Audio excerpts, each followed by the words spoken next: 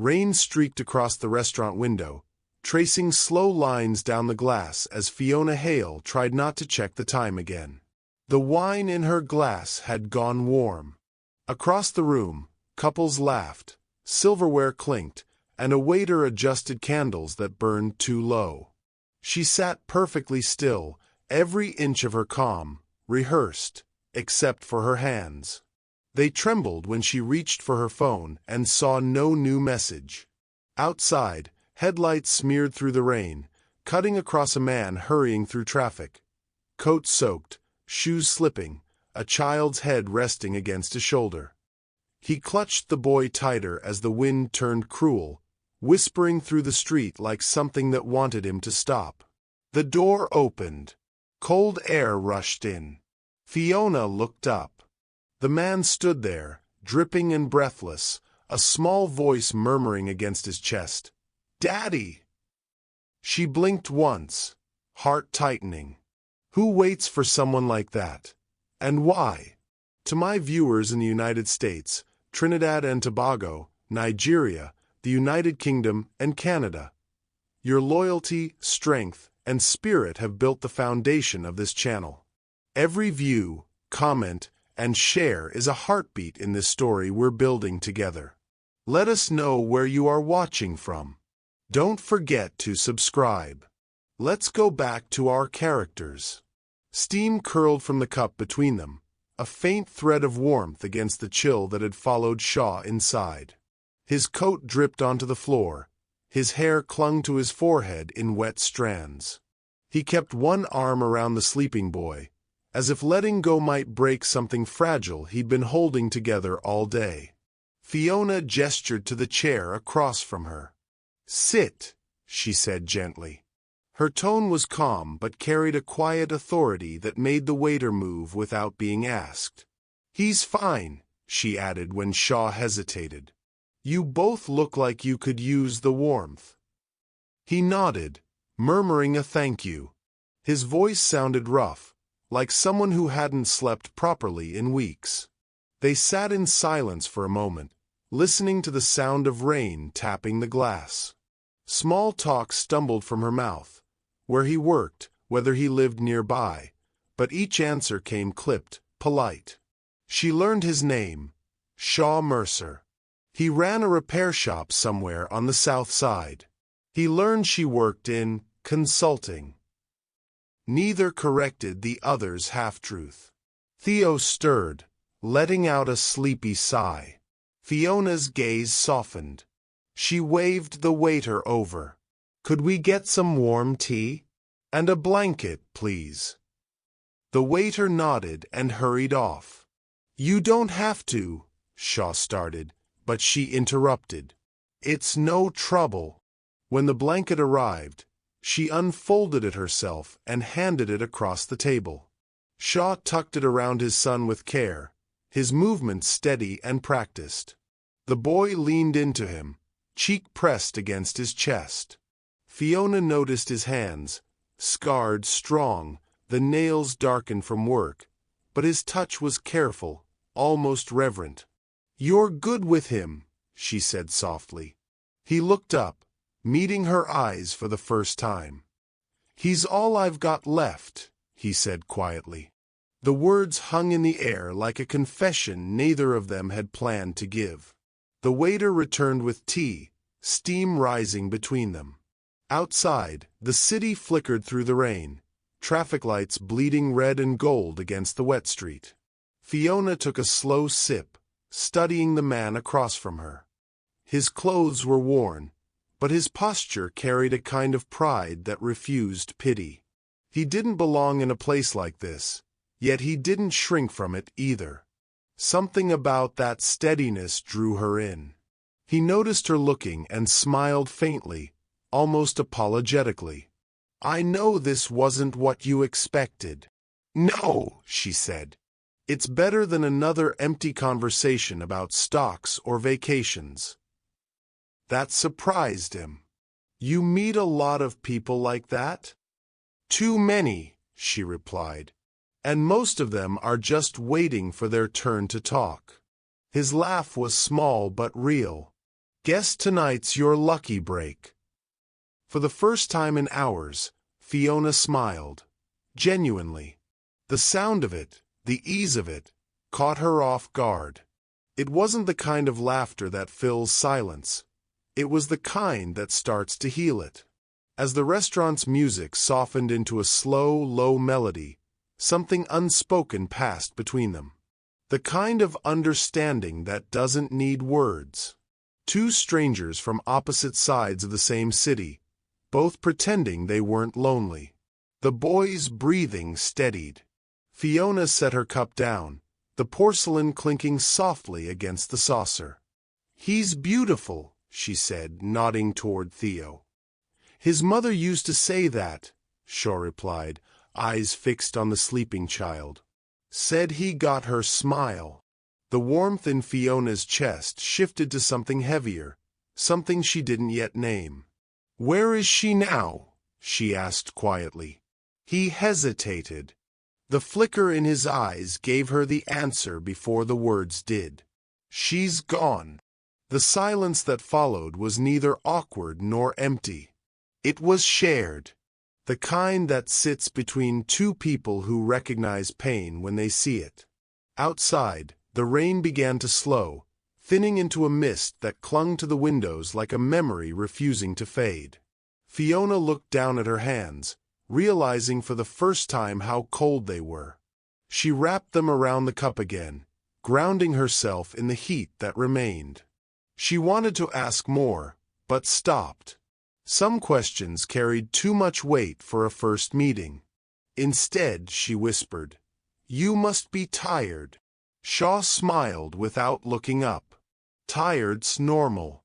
It's the quiet that feels strange." That line, soft, honest, unexpected, settled inside her. She didn't know why, but it mattered.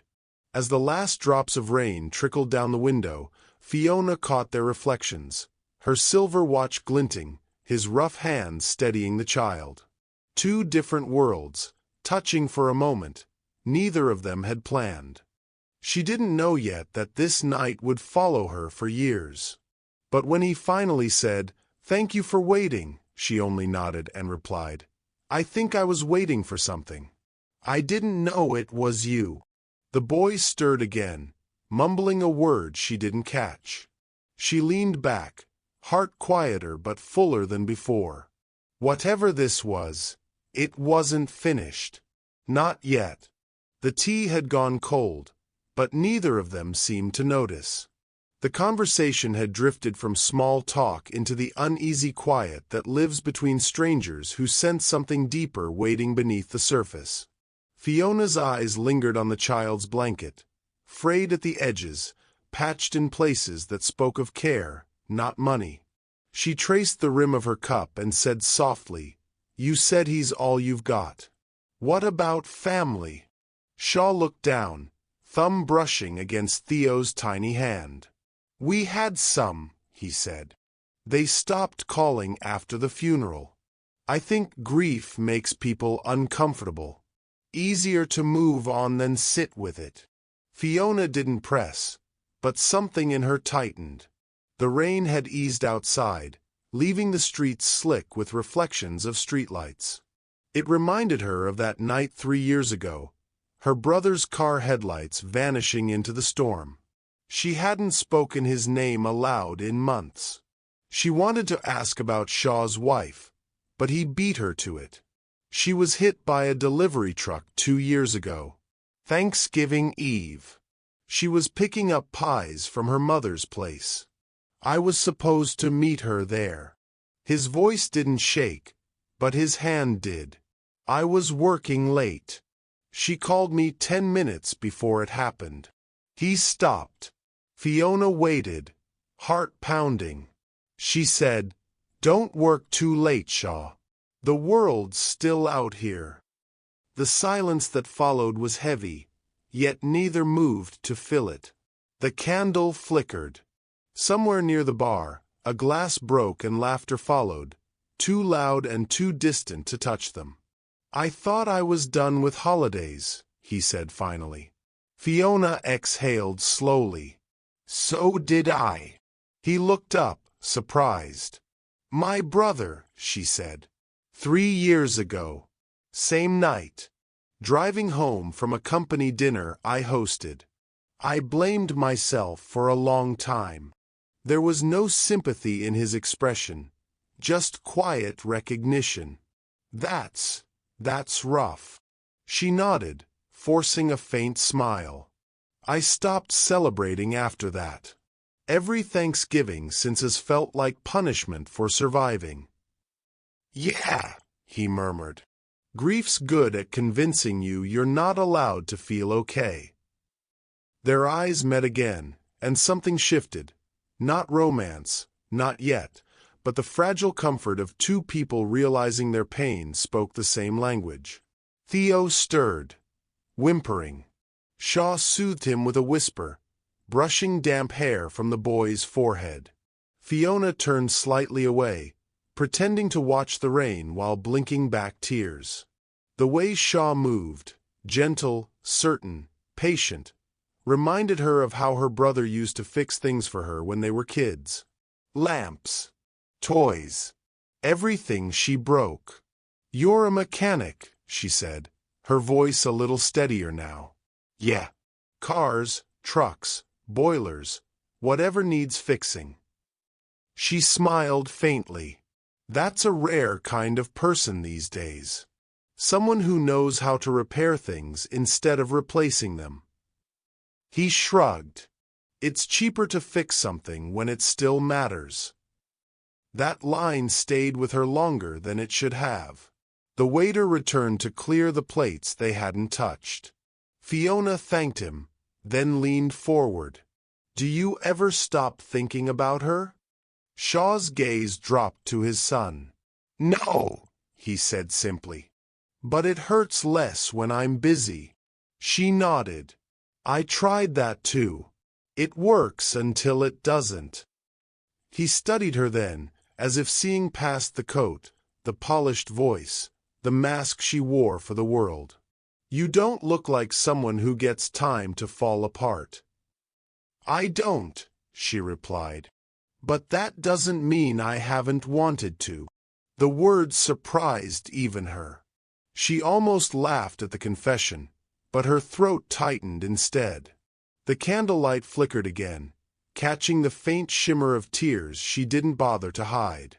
Shaw reached across the table, hesitated, then withdrew his hand before it crossed the distance. Still, the intention lingered, enough for her to feel it. Outside, the city had gone quiet. A few snowflakes drifted past the window, melting before they reached the sidewalk. Theo's small voice broke the silence. Half asleep, he murmured, "Daddy, where's Mommy?" Shaw froze. Fiona's heart clenched. He swallowed hard and whispered, "She's watching, buddy. Go back to sleep." The boy nodded weakly and curled closer to his father. Fiona looked away, blinking fast. "He's lucky," she said softly. Shaw smiled, tired but proud. "No, I am." The check arrived, but neither reached for it. She insisted quietly, "Let me." He shook his head. "You already waited long enough for me. Let me do one decent thing tonight." Their fingers brushed as they reached for the bill at the same time. Neither pulled away. Something had changed in the air. Small, invisible, but real. When they finally stepped outside, the rain had stopped completely. The streetlights shimmered against the wet pavement, and the city smelled like iron and hope. "Thank you," Shaw said, adjusting Theo's blanket. "For what?" "For not leaving when you could have." She smiled faintly. "Maybe I didn't want to." He met her gaze, the kind that holds for one beat too long.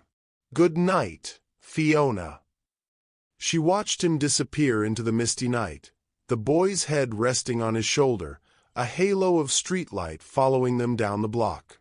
For the first time in years, she didn't feel cold. But as she turned toward the empty street, she realized something unsettling had started, something she couldn't quite name, but couldn't stop thinking about. Morning light spilled across the conference table like liquid gold, reflecting off sleek glass and untouched cups of coffee. Fiona sat at the head of the room, surrounded by people talking numbers that no longer meant anything to her. Pie charts, projections, and quarterly targets filled the screens around her, but her mind was elsewhere. Stuck in a small restaurant, watching a man hold his son as if letting go might break the world in half. Her assistant's voice cut through the haze.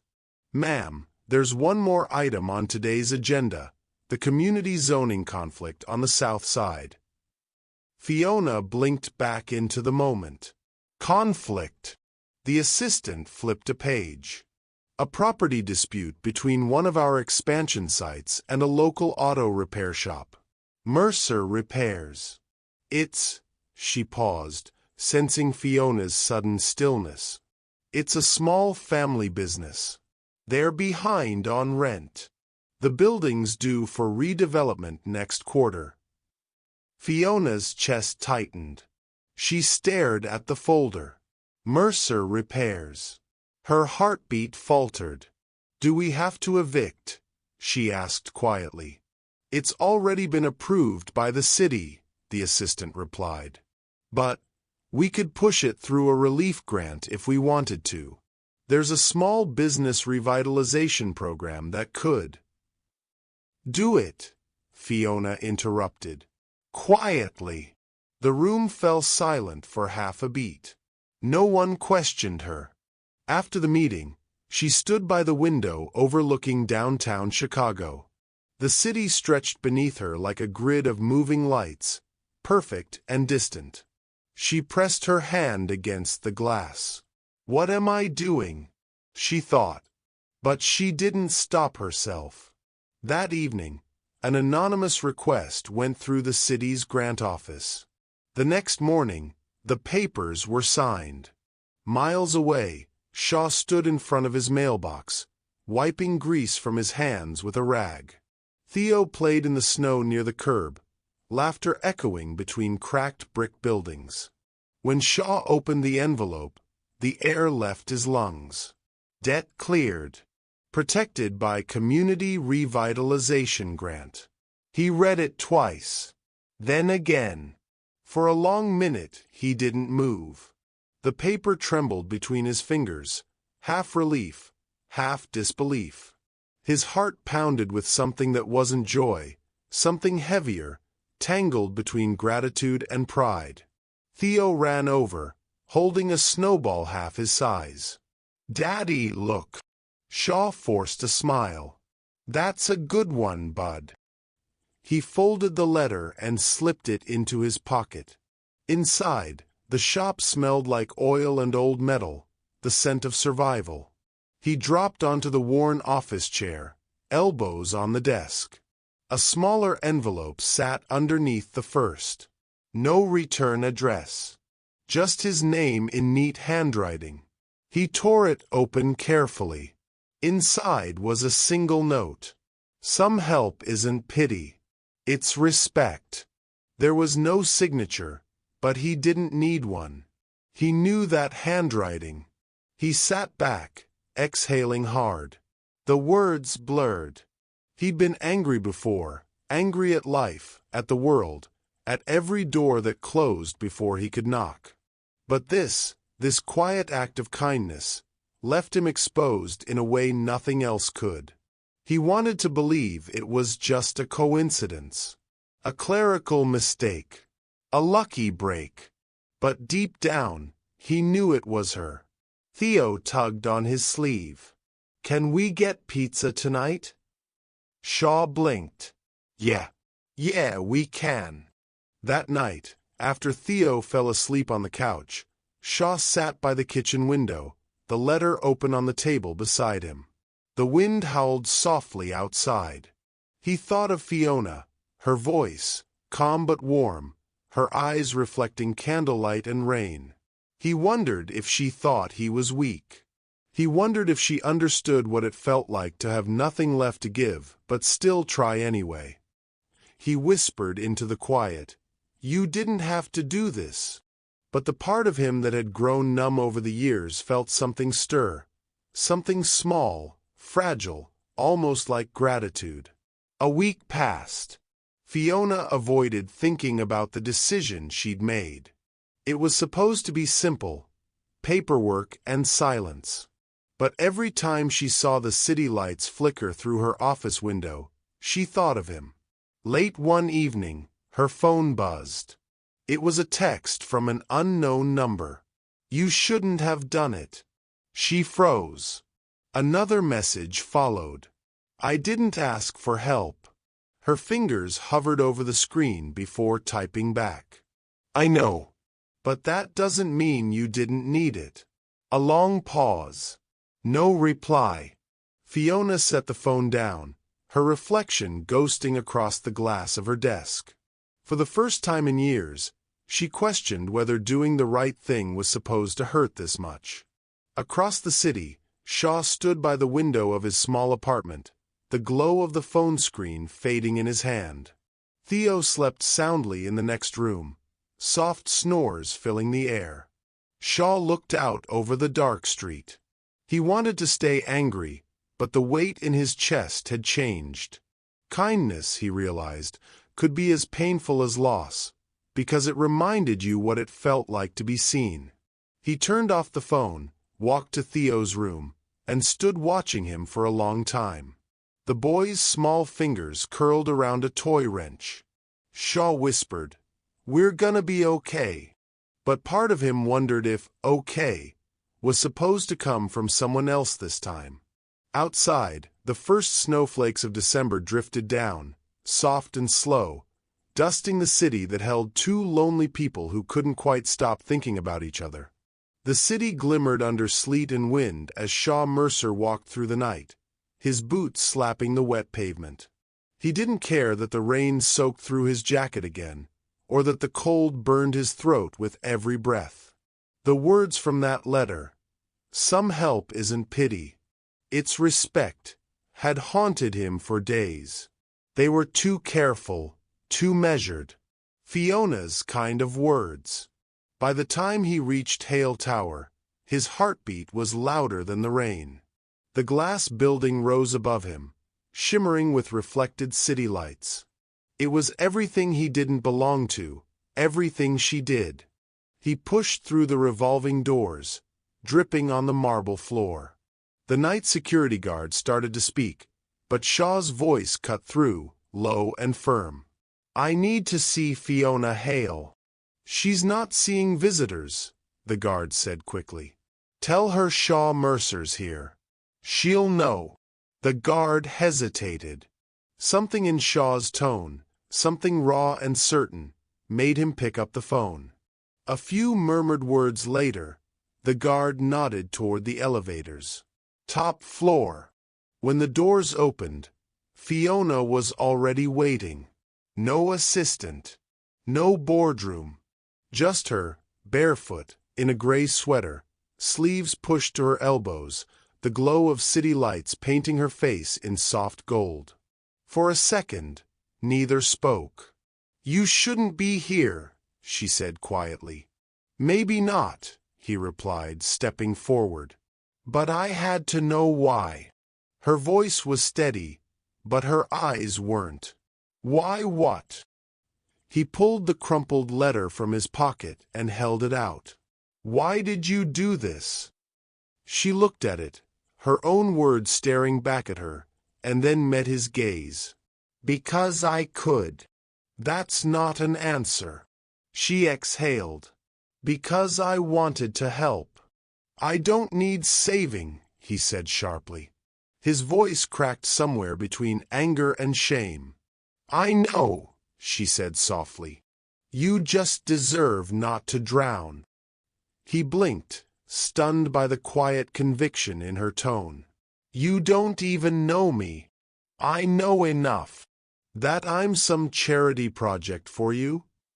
Her expression didn't flinch. "No."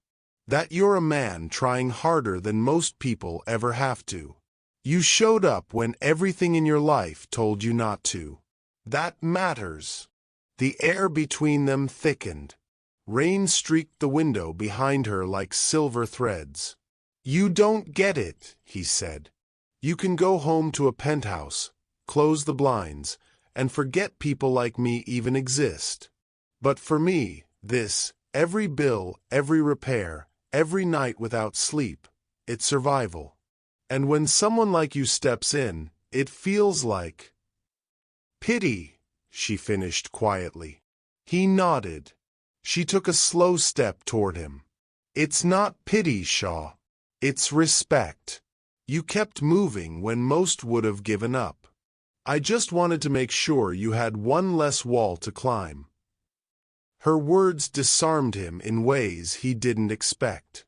The anger he'd carried all week began to crumble, replaced by something harder to face: vulnerability. He looked away, jaw tightening. You don't know how hard it is to accept help. Yes, I do, she said.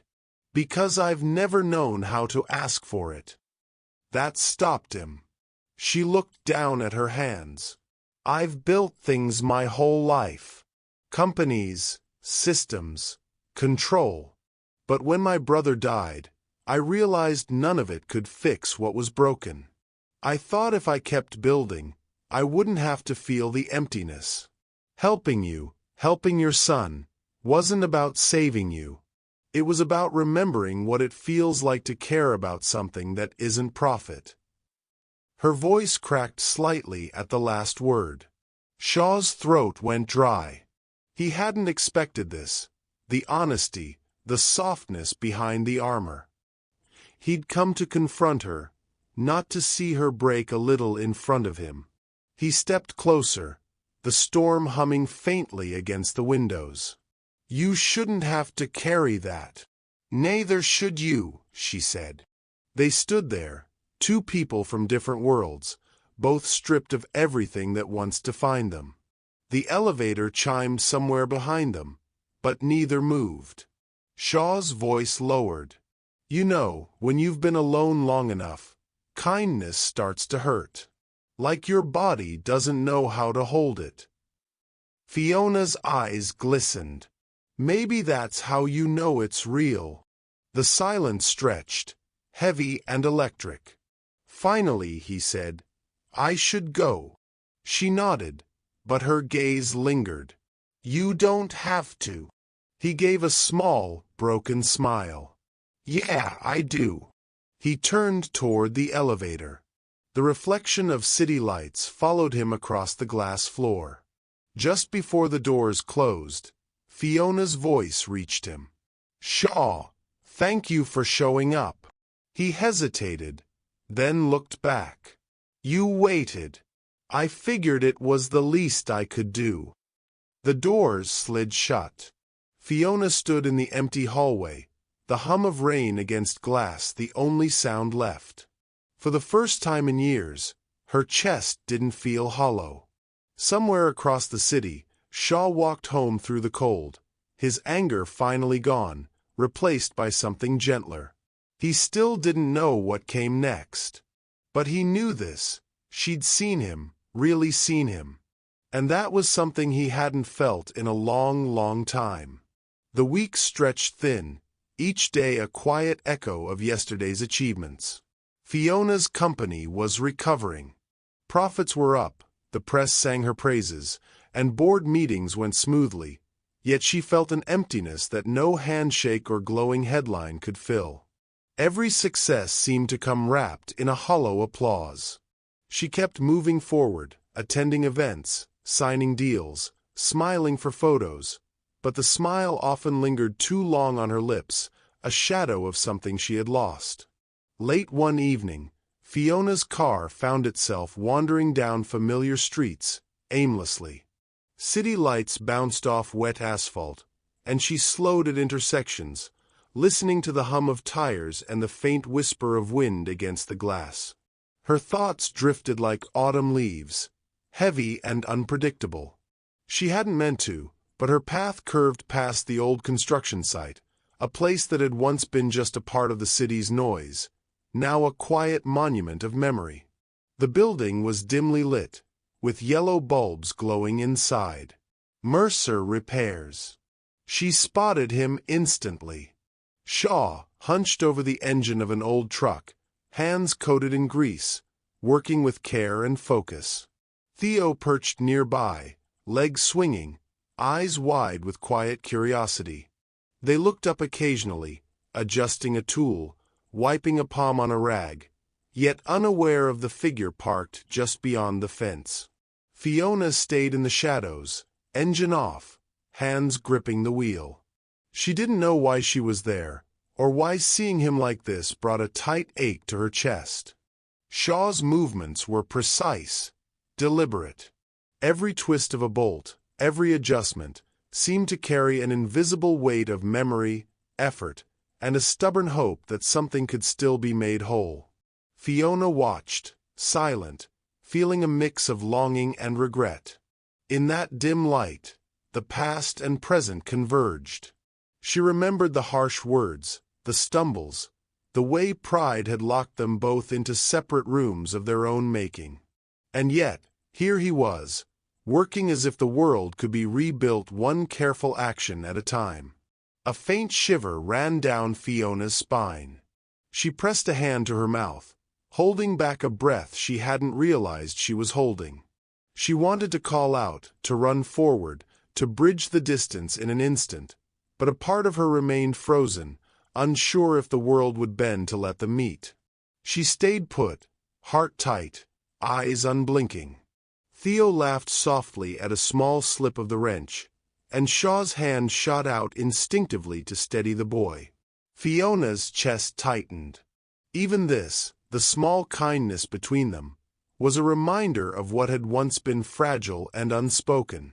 When the truck was finally still, Shaw leaned back, wiping his hands on a rag. He glanced toward the window, a faint sense of absence prickling at him. Something in the air felt wrong, like a room that had lost its warmth. His eyes searched the empty street, landing on nothing, yet somehow sensing the space where she should have been. Cold settled into the edges of the shop, and he shook his head softly, a quiet acknowledgment of solitude.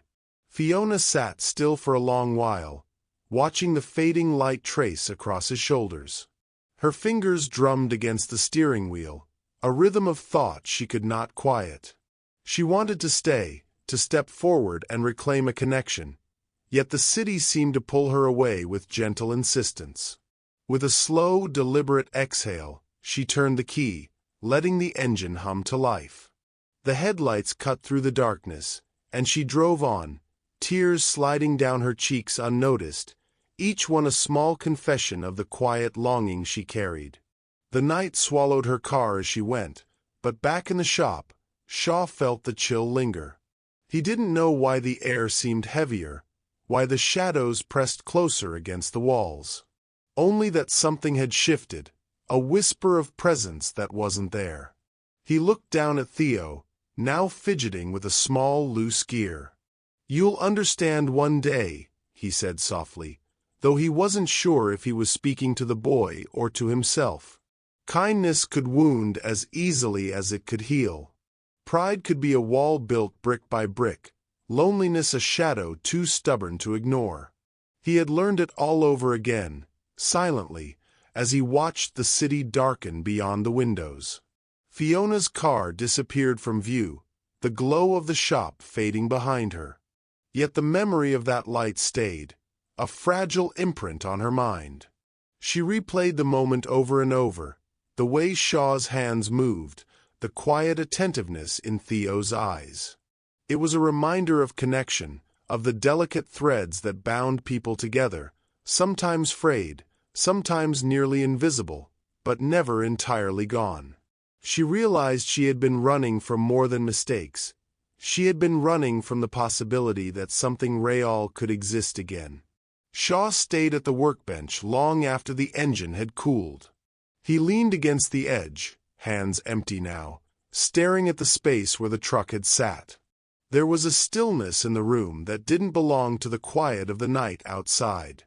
It belonged to the weight of understanding, the kind that presses without breaking, teaches without demanding, and waits without expectation. Fiona parked near a bridge, looking at the river beneath the moonlight. The water flowed steadily, indifferent, carrying reflections of lights and fragments of sky. She rested her hands on the wheel, her body tense but quiet. She could almost hear Shaw's voice in the back of her mind, a soft echo of patience and persistence. In that moment, the distance between them felt both immense and small, a lesson neither pride nor fear could fully teach. Somewhere in the city, Shaw closed the shop, stepped outside, and felt the air brush against his face. He could not see her, could not call to her, yet the memory of her presence lingered like warmth after a fire. He knew they were learning the same truth in parallel.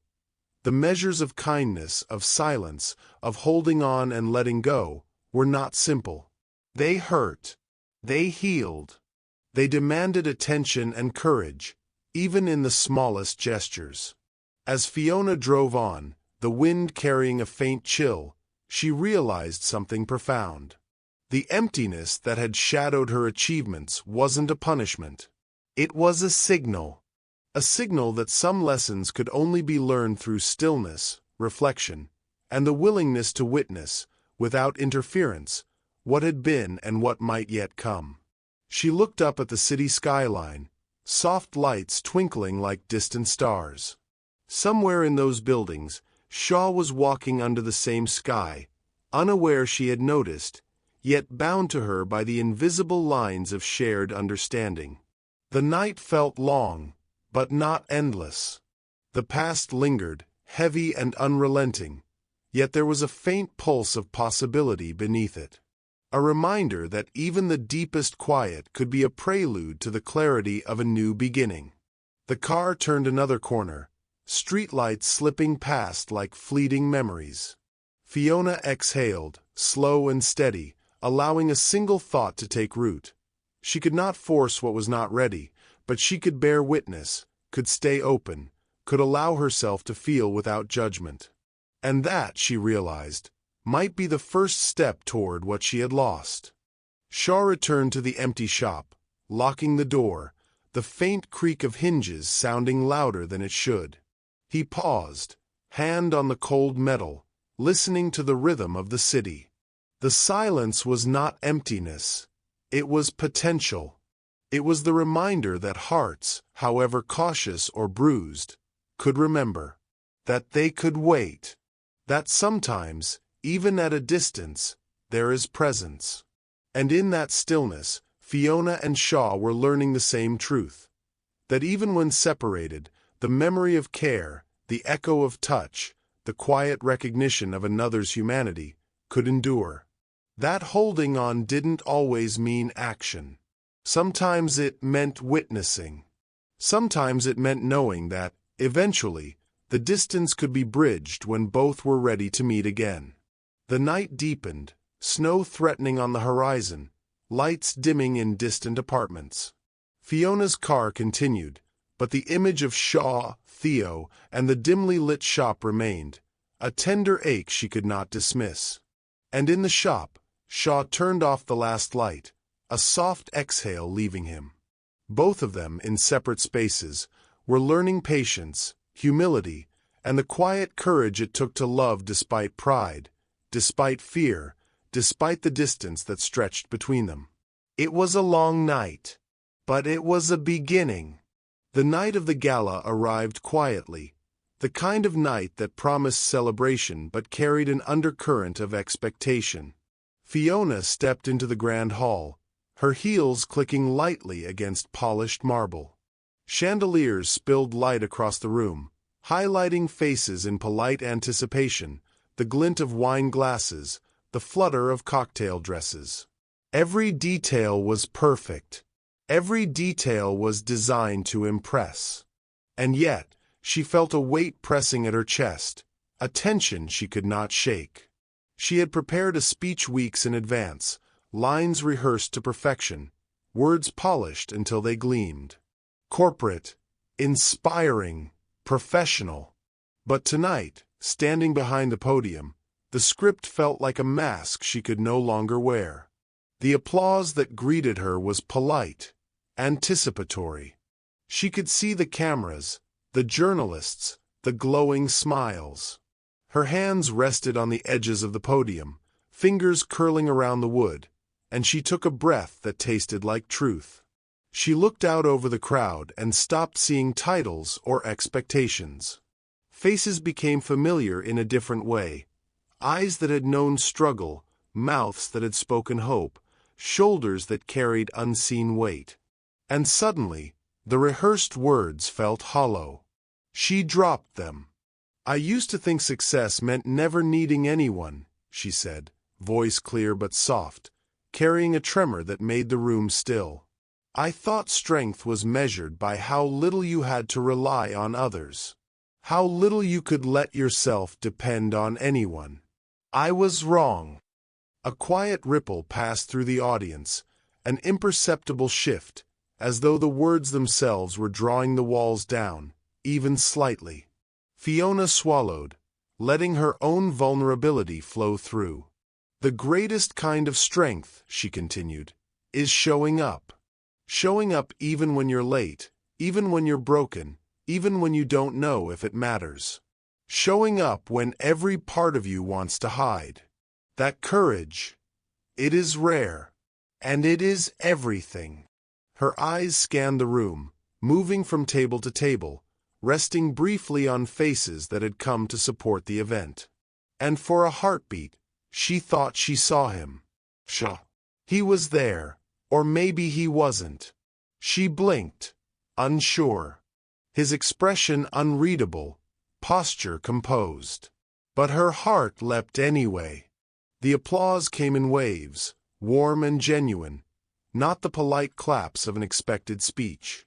Fiona felt something shift inside her chest, a loosening of tight cords she hadn't known restraining. She realized that in letting herself speak honestly, she had reclaimed a piece of herself she had left behind in pride, in mistakes, in the quiet spaces where hope had seemed fragile. She glanced toward the back, searching. He was gone, just gone. And yet, the faint memory of him, the memory of those dimly lit nights, of shared silences, of small gestures of care, was there, mingling with the applause. Her chest tightened, not with disappointment, but with recognition. That he had been there. That he had listened in his own way.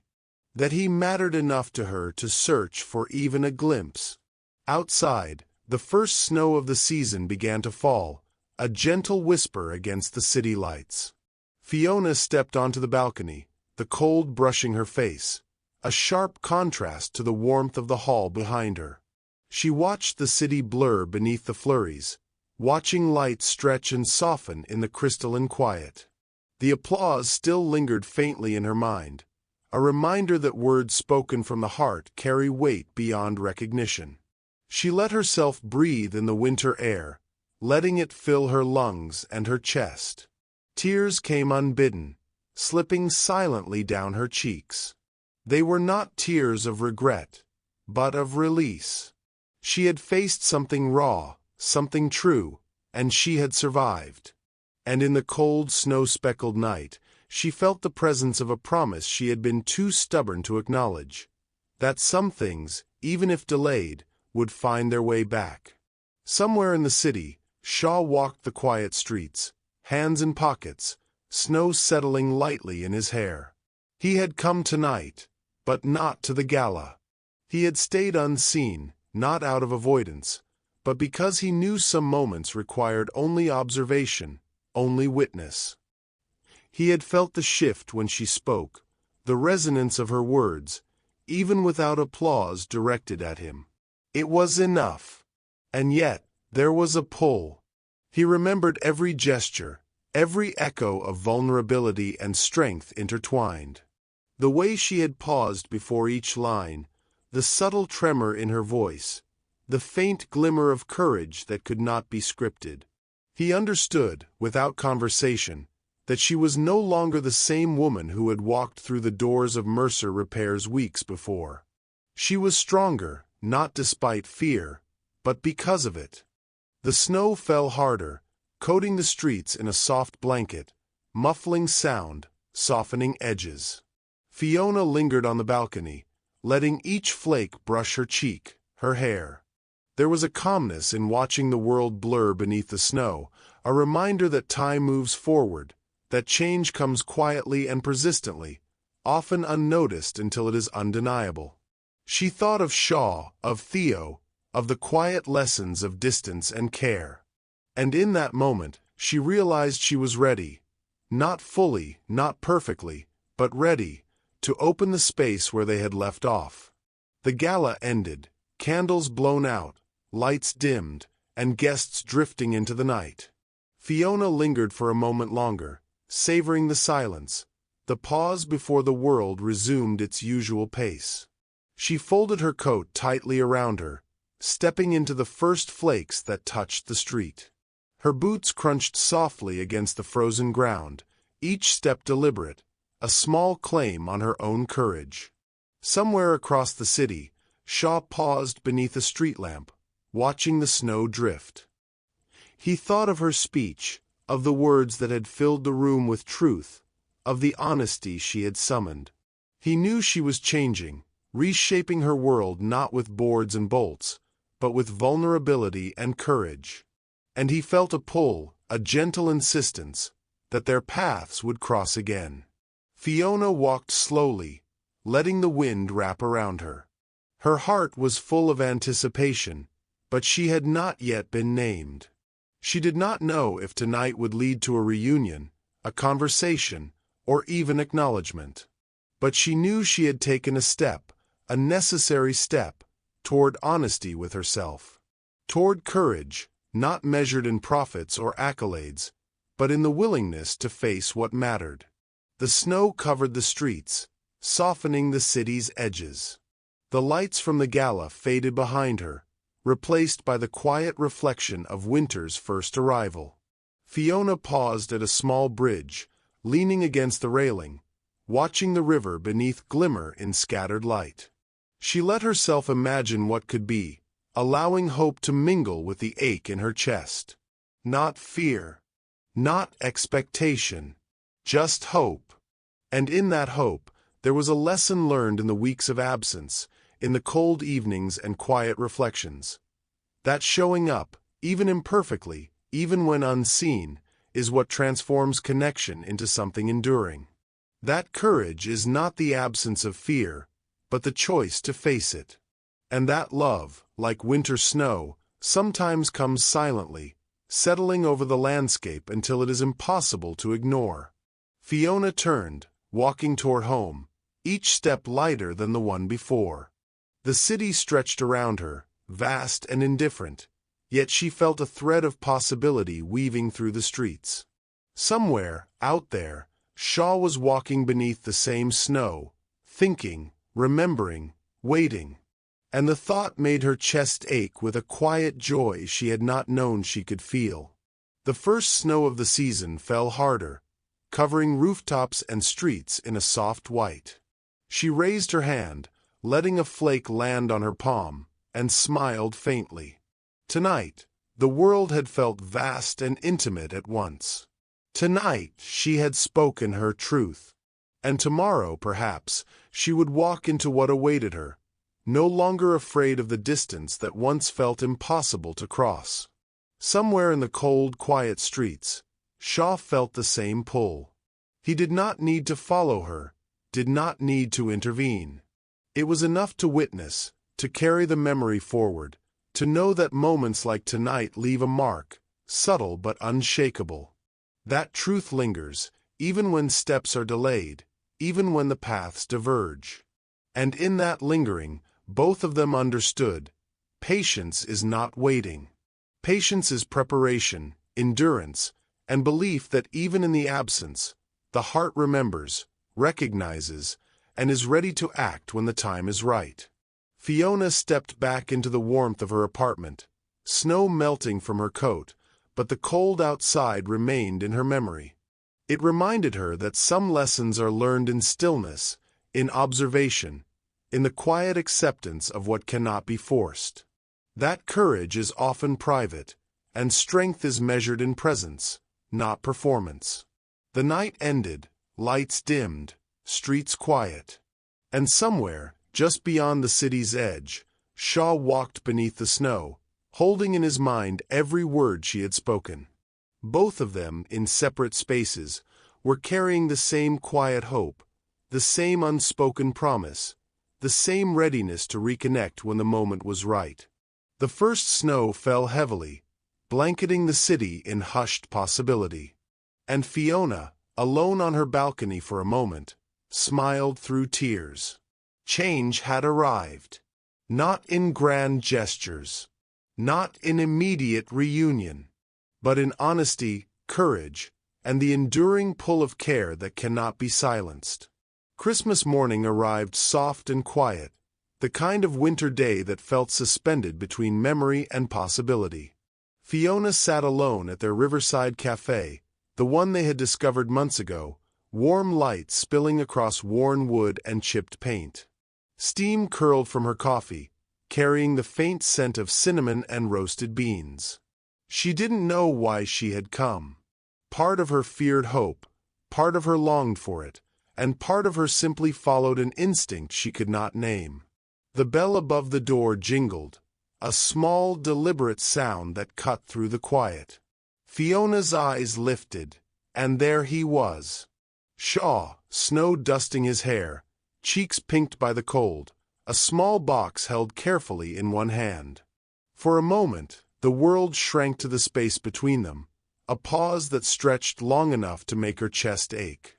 "You waited," he said, his voice low, calm, carrying the weight of acknowledgement rather than accusation. Fiona's lips curved faintly, a small smile that had learned caution. "I told you I don't like walking away from something that feels real," she said, voice steady, carrying a quiet warmth. He stepped closer, removing his gloves slowly, as though unwrapping not just his hands, but the space between them. He set the box on the table and sat across from her, the chair creaking softly under his weight. Inside the box lay a rusted wrench, polished carefully until it gleamed faintly in the morning light. "It's useless," he said, a soft laugh in his chest, "but it reminds me of what I can rebuild." Fiona reached out, touching the worn metal, feeling the cool weight of it, imagining the hands that had worked tirelessly to restore it. "Then let's rebuild something together," she said, and in her tone there was no hesitation, no testing, only certainty. Shaw laughed softly, a sound that seemed to carry the snow itself along with it, light and unrestrained. For the first time in weeks, maybe months, they both felt a sense of peace settle around them. The room, warm and cozy, seemed to embrace the quiet intimacy of this moment. Theo, perched on the edge of a chair, watched them with a mix of curiosity and delight, legs swinging, eyes wide with recognition of the rare, delicate happiness unfolding before him. They spoke softly, words tumbling lightly between them, not hurried, not forced. There was no need for long explanations or apologies. They had lived those weeks, and the understanding was woven into every gesture, every glance. Silence was no longer uncomfortable.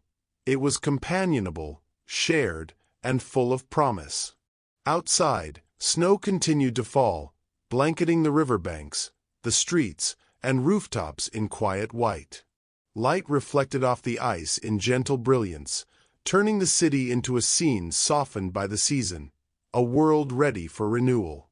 Fiona and Shaw, huddled over the table, felt the weight of past months dissolve in the warmth of the cafe, in the shared laughter, in the acknowledgement that some things, when tended carefully, could endure.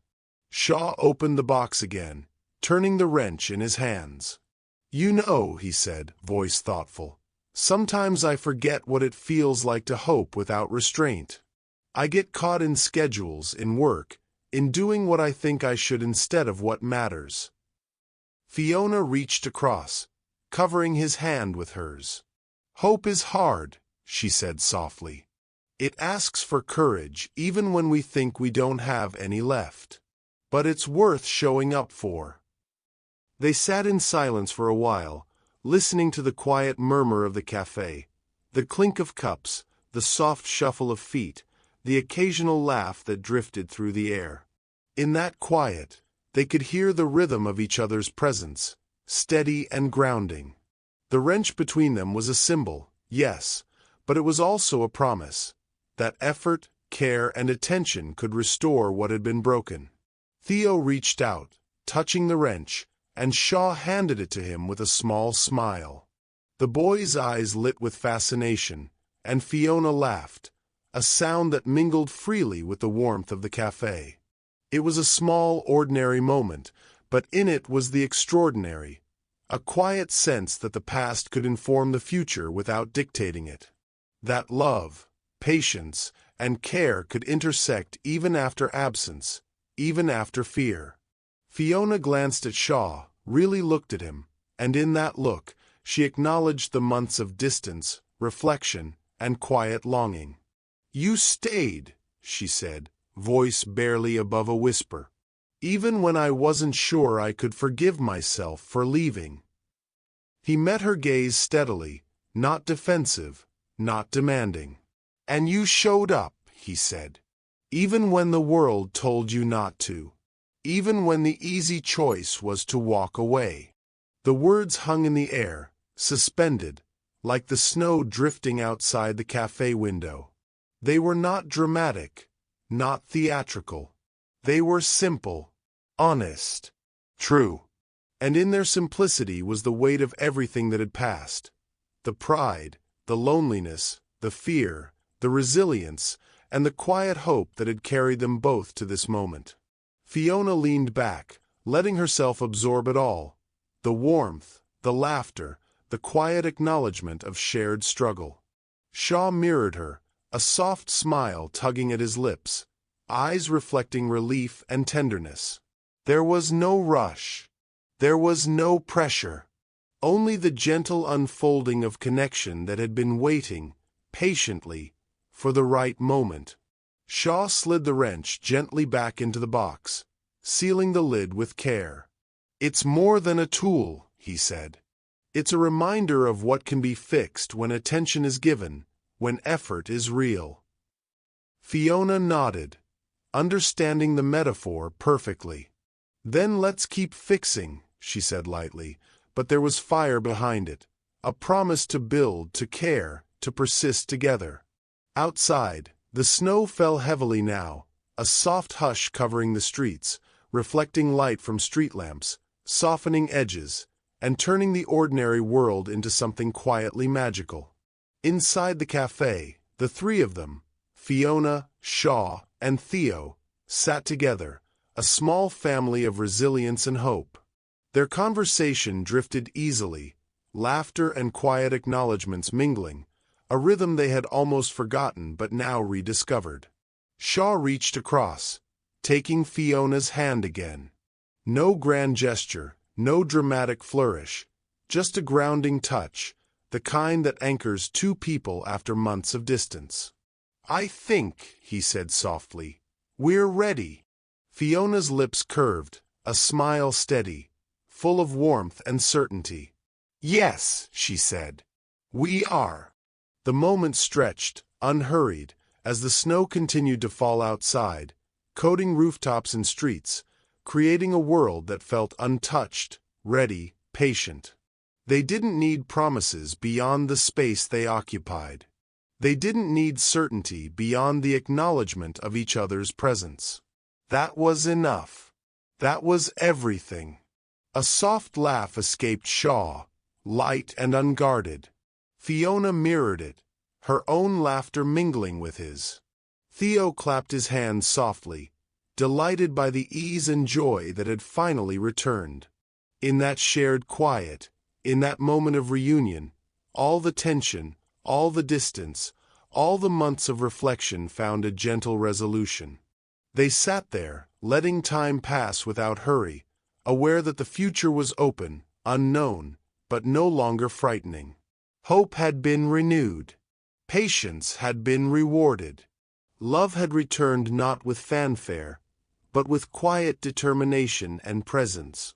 And outside, the city continued beneath the snow, oblivious to the quiet miracle that had taken place inside a small riverside cafe.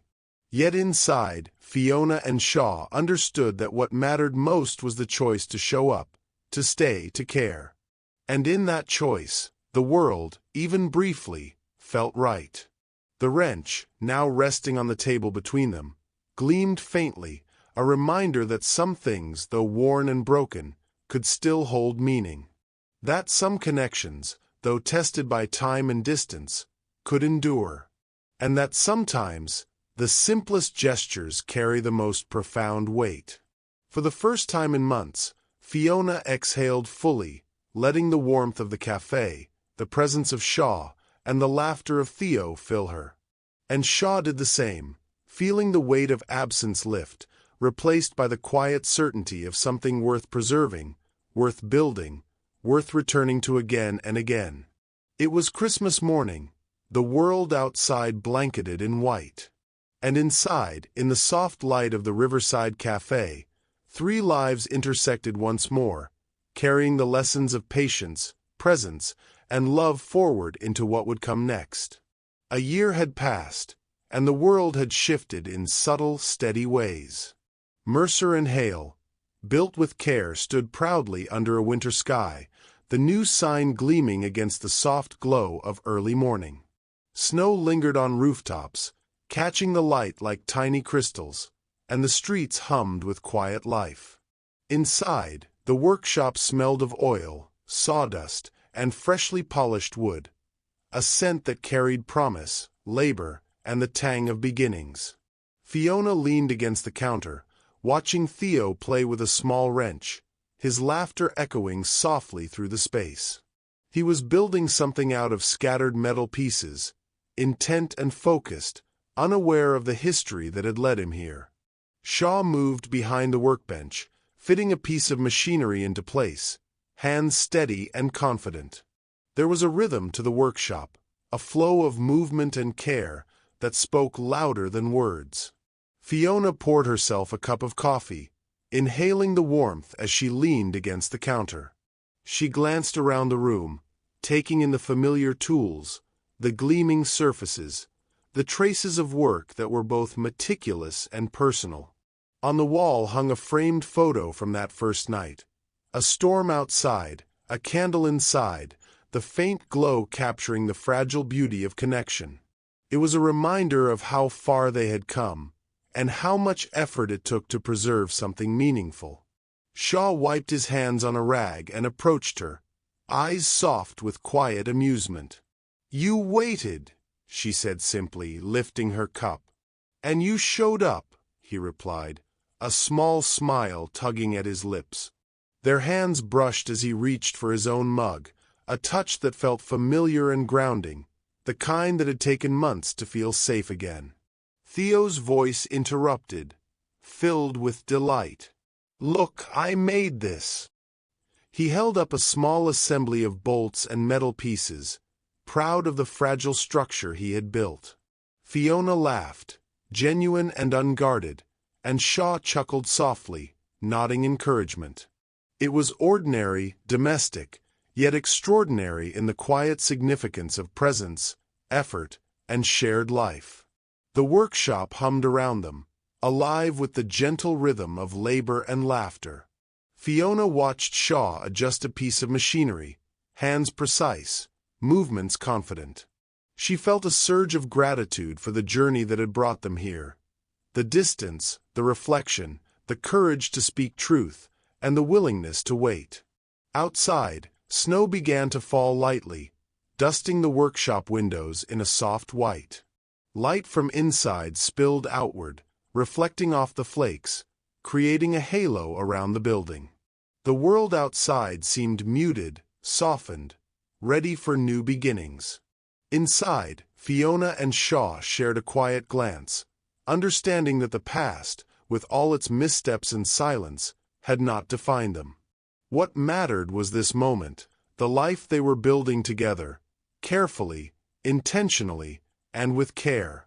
Shaw picked up a small wrench from the table, turning it over in his hands. He looked at Fiona, and she understood without words. The wrench, polished and cared for, was more than a tool. It was a symbol of patience, resilience, and the quiet work of connection. Every scratch, every mark, carried the memory of effort, reflection, and care. And now, it was a reminder of what they could build together, no longer alone. Theo clambered onto a stool, peering at them with wide eyes. "Are we done yet?" he asked innocently. Fiona laughed, shaking her head. "Not yet, little man. But we're getting there." Shaw smiled, kneeling to match Theo's height. Building something worthwhile takes time. The important part is showing up for it. The boy nodded solemnly, as if he understood more than his age allowed. And Fiona watched them, a soft warmth spreading through her chest. She realized that hope was no longer a fragile, distant concept. It was present, tangible, and alive. In their shared laughter, in the careful work at the bench, in the soft snow falling outside. Fiona stepped toward the window, brushing her hand across the cool glass. She watched the city beyond, streets blurred by snow, lights soft and glimmering. Memories of the past year drifted through her mind. The empty nights, the quiet reflection, the moments of longing, the courage to speak truth at the gala, the patience to wait and let healing take root. Each memory carried its own weight, yet now it seemed like a map leading her to this place, to this life. Shaw joined her, standing close, hands brushing lightly. "It's beautiful," he said, voice low, not about the city, but about the moment itself, the life they were creating. Fiona turned, smiling softly. "Yes, it is." The workshop, alive with small sounds, the clink of metal, the laughter of a child, the hum of machinery, felt like a heartbeat. It reminded her that life, like work, is built piece by piece, with care, patience, and presence. And that love, the kind that endures, is no different. Shaw placed his hand over hers, grounding and certain. "We waited," he said quietly. "And we showed up," Fiona replied, echoing the words from that riverside cafe months before. Sometimes love doesn't arrive when you plan it. Sometimes it shows up late, tired, cold, holding on to hope. But it shows up. And that's what matters. It waits, it endures, and it finds the heart that is ready to receive it. And when it does, even the smallest gestures, the simplest words, and the quietest presence carry the weight of everything we've been learning along the way. Fiona and Shaw shared a glance, soft smiles tugging at the corners of their mouths, eyes reflecting the unspoken understanding between them.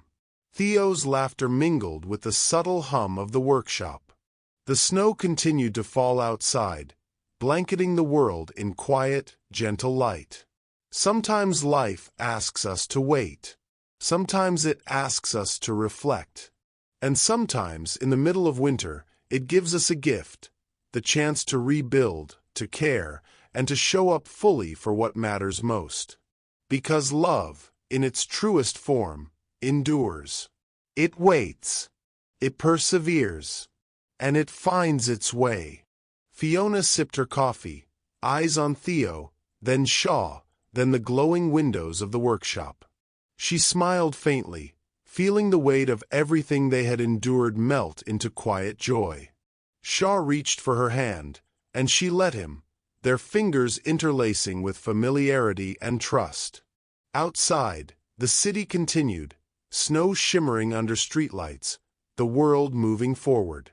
But inside the workshop, time seemed to pause, honoring the resilience, the care, and the quiet victories of hearts willing to wait, willing to rebuild, willing to love.